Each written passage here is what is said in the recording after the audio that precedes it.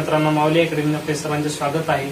आजचा आपला जो टॉपिक आहे या ठिकाणी आपल्या अपूर्णांकाच्या संदर्भात आपण या ठिकाणी विचार करत आहोत। आणि यामध्ये जास्तीत जास्त जसे की आपण गुणाकाराचा गुणधर्म बघितला, बरोबर आहे, गुणाकार व्यस्त क्रिया बघितली। आणि आजचा जो काही मूळ उद्देश आहे तो काय, नेमका आपल्याला अपूर्णांकाचा भागाकार कशा पद्धतीने करायचा या ठिकाणी याचा विचार करणार आहोत। ओके, तर पहा या ठिकाणी काय करावं लागेल, अपूर्णांकाचा भागाकार, बरोबर। तर अपूर्णांकाचा भागाकार करण्या अगोदर इथं या ठिकाणी उल्लेख करा अपूर्णांकाचा काय अपूर्णांकाचा काय भागाकार, राईट ना, भागाकार। पण या अगोदर आपल्याला सर्वांना बेसिकरित्या नेमकं एक सूत्र माहित असणं आवश्यक आहे। पण त्या अगोदर आपण एक मूळ रूपाची आपला पूर्ण संख्येचा भागाकार कसा असतो याची आपण जाणीव करून घेऊया। जसे की या ठिकाणी मी काय घेतले, या ठिकाणी 25 घेतले, या ठिकाणी काय घेतले 5 घेतले, बरोबर। तर पहा या ठिकाणी 5 5 25 म्हणलं तर बरोबर, 5 5 25, या ठिकाणी 5 5 शून्य गेले, 2 2 गेला शून्य गेले, भागाकार किती आला 5 आला। यामध्ये सूत्ररचना आहे कोणती, भाज्य बरोबर भाजक गुणिले भागाकार आणि प्लस काय आहे बाकी, राईट आहे। ही सूत्ररचना तुम्हाला सर्वांना कंपल्सरी पाठ असणं आवश्यक आहे। ओके, हा, तर जर पाठ नसेल तर लिहून घ्या, बरोबर आहे। असेल तर चांगली गोष्ट आहे, काय अडचण नाही। आता पहा या ठिकाणी ही जी संख्या, या संख्येला काय म्हणावं, भाज्य संख्या म्हणावं, बरोबर। भाज्य ही जी संख्या या संख्येला काय म्हणावं, भागाकार म्हणावं, काय भागाकार। हे जे काही शून्य दिसतील संख्या दिसतील, बरोबर आहे। पण खाली येणारी जी काही क्रिया असते याला काय म्हणायचं, बाकी म्हणावं। त्याच्यानंतर हा जो 5 आहे याला काय म्हणायचं, भाजक। ओके, तर या ठिकाणी आपला भाज्य म्हणजे किती, 25 आणायचं आहे आपल्याला, 25 बरोबर इक्वल टू समीकरण left hand side right hand side यानुसार आपण सिद्ध करायचे की जेणेकरून आपला भागाकार बरोबर आलेला आहे अथवा नाही याचा विचार करण्यासाठी आपण ही सूत्ररचना मांडलेली आहे। भाजक संख्या कोणती आहे आपली या ठिकाणी 5। ओके, भागाकार किती आला आपला या ठिकाणी 5 प्लस बाकी किती आहे आपल्या या ठिकाणी 0, राईट ना। ते 25 जशाला तसे घ्या, 5 5 25 करा, अगोदर गुणाकार करा, नंतर 0, बरोबर। हे 25 25 आणि 0 काय झाले 25 झाले।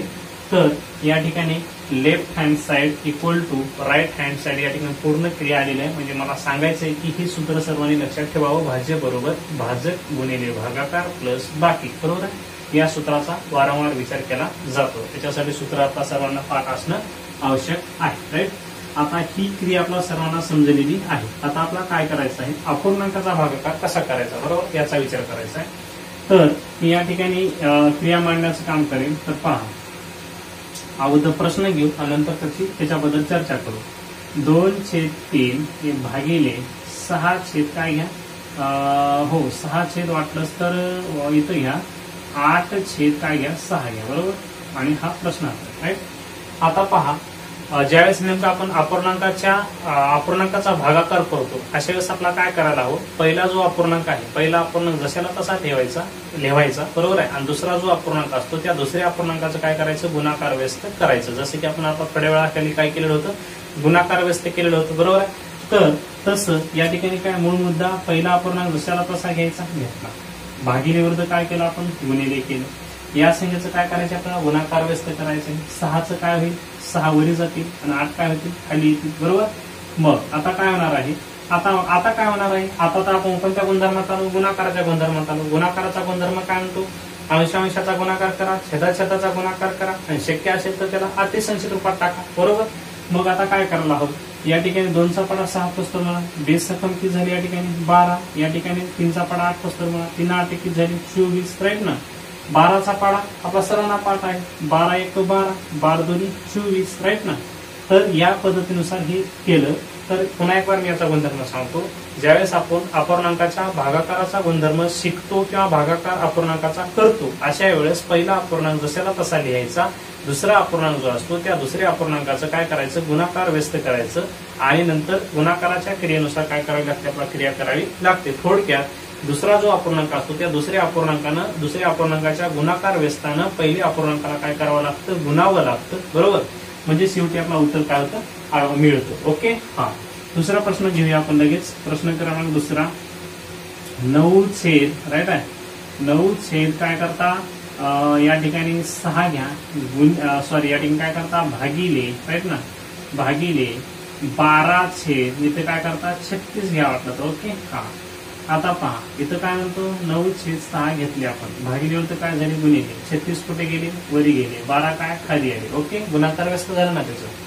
मग आता काय होतं, आता या ठिकाणी संख्या म्हणजे तुम्हाला जसं काटा वाटत असेल तसं काटण्यात तुम्ही काम करू शकता. इथं 3 त्रिक 9, 3 चौक 12, 6 1 6, 6 6 36. आता इथं गुणधर्म काय होतं, 3 संग 18, गुणाकाराचा अंशांशाचा गुणाकार, शेवटी 4 1 4. म्हणजे शेवट आपला कशात करायचा आहे, अंशांशाचा गुणाकार छेदाछेदाचा गुणाकार, त्याच्यात तर आपला शेवटला यावंच लागणार आहे. म्हणजेच या ठिकाणी ह्याला काटण्याचं काम करा. 92 काय झाले 18 आणि या ठिकाणी बेदून किती झाली 4, म्हणजे उत्तर किती भेटला आपला 9/2 या ठिकाणी आलेलं आहे. ओके, त्याच्यानंतर प्रश्न क्रमांक 3 याचा विचार करूया. हा 9.2/8 भागिले 6.2/4 जे येतील उत्तर. बरोबर, आपल्या मनात जे प्रश्न निर्माण होते ते तुम्ही आपण मांडण्याचं काम केलं पाहिजे. बरोबर, आता या ठिकाणी पूर्णांकित का अपूर्णांक आहे, पूर्णांकित जरी असेल तर आपल्याला त्याला काय करावं लागेल, अपूर्णांकात रूपांतर करावं लागेल. अपूर्णांकात रूपांतर केल्याच्या नंतर आपला सेम आपल्याला ही करता येते. तर 8चा पाडा 9 पुसतं, 9 8 72, 72 आणि 2 किती झाले पहा, 72 आणि 2 74, 74 छेद काय भेटले आपल्याला 8. राईट, भागिले विरुद्ध काय होतील या ठिकाणी गुणिले. राईट, सॉरी या ठिकाणी एक बार क्रिया अशीच लिहा कंपल्सरी, हे भागिलेच. आणि 6 चौक 24, 24 आणि 2 किती झाले 26, 26 छेद काय भेटले 4. ओके, आता या ठिकाणी काय करतात 74 छेद 8 जशाला तसे लिहायचे, भागिले विरुद्ध काय होतील गुणिले होते आणि 4 कुठे गेले वरी आणि 26 काय आले खाली, म्हणजे काय झाले गुणाकार व्यस्त झालेलं आहे. आता काय करायला हवं, आता पहा संख्या कटल्या काढून टाकायच्या. ओके, तर पहा मी 2 न काढते या ठिकाणी, 2 6 राईट आहे आणि इथे 1 उरला 14 झाले, 2 7 14 राईट ना, आणि या ठिकाणी 2 1 2 इथं 2 6 राईट. त्याच्यानंतर बर मी हे वरचं इथं जे भाग असतात ते वरच घालतो. ओके, इथं 4 1 4 आणि 4 2 8, तर इथं काय झालं 37 1 37, 13 1 13, 13 2 काय झाले या ठिकाणी 26. आता तुम्हाला सर्वांना माहित असेल की 37 ही संख्या कोणती आहे, मूळ आहे. मी तुम्हाला समसंख्या, विषम संख्या, मूळ संख्या, पूर्णांक संख्या, पूर्णांक संख्या, बरोबर आहे, ह्या ज्या काही संख्या जे काय असतील, चौकोनी संख्या, त्रिकोणी संख्या, ह्या सर्व संख्येचा आपण विचार करणार आहोत. बरोबर आहे, फक्त आपल्याला आपण सध्या आपण सुरुवात कशापासून केली, अपूर्णांकापासून केलेली आहे, त्या देखील आपण विचारात घेणार आहोत. आणि हा जो हे जे काही बेसिक आहे हे बेसिक तुम्हाला एक बार समजलं की नेमकं तुम्हाला कुठल्याच पद्धतीची गणितामध्ये अडचण येणार नाही. बरोबर, परंतु ह्या ज्या गोष्टी तुम्ही काळजीपूर्वक केल्या तर. ओके, तर मला सांगायचे की या ठिकाणी मी पूर्ण निश्चित का थांबणार, का 37 ही संख्या कोणती आहे, मूळ आहे, त्याच्यासाठी मी याला भाग जातो का किंवा भाग याला घालावं असा माझ्या मनात प्रश्नच निर्माण होणार नाही. का तर 37 ही संख्या कशी आहे, पक्की मूळ आहे आणि मूळ या संख्येला कोणत्याच संख्येनं भाग जात नाही. त्याच्यासाठी या ठिकाणी क्रिया आपली खंडित होती, उत्तर आपलं काय 37/26 आपल्या या ठिकाणी भेटलेलं आहे. कळालं. ओके, आता तर आपले किती प्रश्न झाले या ठिकाणी 3 झाले, तर आपण प्रश्न आज 2 मांडण्याचं काम करूया. बरोबर, तर पहा प्रश्न हा काय झाला 4था. राईट, इथे घेऊ आपण. पहा 6/9 भागिले इथं 27 छेद काय करता 27/54 घ्यावं लागतं तर काय. बरोबर, आता हे 6/9 जशाला तसे घेतले, भागिले होतं काय झालं गुणिले झाला, 54 काय जातील वरी जातील आणि 27 काय होतील 6 खाली येतील. बरोबर ना. आता पहा इथं काय होतं 9 1 9, 9 सख्खी काय झालं 54. राईट.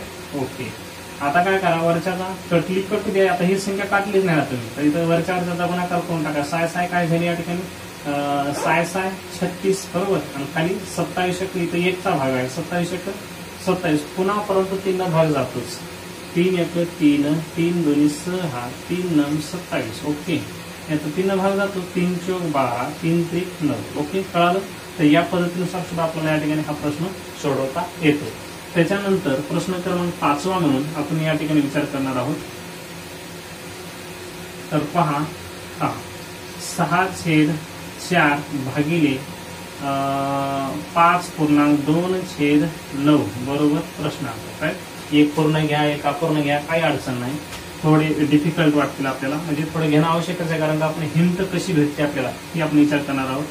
6/4 भागिले विरुद्ध काय असतं, सॉरी या ठिकाणी क्रिया मांडाच, कारण का पूर्णांकाचा आपण अपूर्णांकात त्याचं रूपांतर केलेलं नाही.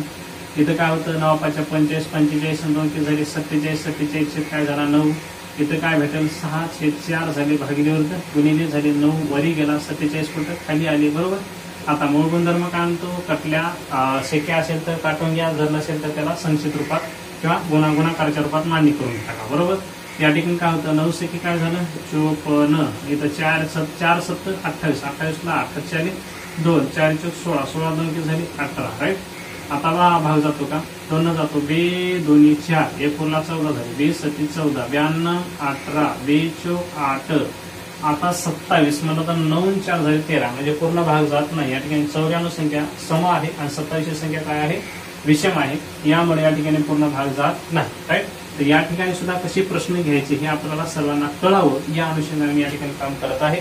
तर पहा पहिला प्रश्न या ठिकाणी 3/4 भागिले 9/6. तुम्ही काही पण घ्या. बरोबर आहे. संख्या शेवटी कटेल अथवा न कटेल पण आपलं उत्तर अपेक्षित येणार आहे. दुसरा प्रश्न 4/3 घ्या. बरोबर. आणि भागिले बरोबर ना हा भागिले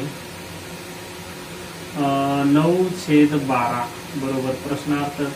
तिसरा प्रश्न 4/8 भागिले 6/3. बरोबर प्रश्नार्थ. काय तर या पद्धतीनुसार तुम्हाला प्रश्न मांडता येतात. म्हणजे सांगायचंय काय तर आपण या ठिकाणी भागाकाराचा गुणधर्म म्हणजे अपूर्णांकाच्या भागाकाराचा गुणधर्म या ठिकाणी पूर्ण बघितलेला आहे. राईट. तर काय करायचं पहिला जो काय अपूर्णांक आहे तो जसाला तसा लिहायचा. दुसरा जो अपूर्णांक आहे त्याचं काय करायचं गुणाकार व्यस्त करायचं आणि पुन्हा गुणाकाराच्या गुणधर्मानुसार पुढील क्रिया करता येते. बरोबर आहे. तर या पद्धतीनुसार आपण अपूर्णांकाचा भागाकार कसा करायचा या ठिकाणी आपण पूर्ण याची माहिती जाणून घेतलेली आहे. जर आपल्याला स्क्रीनशॉट हवा असेल तर तुम्ही घेऊ शकता. कारण आपण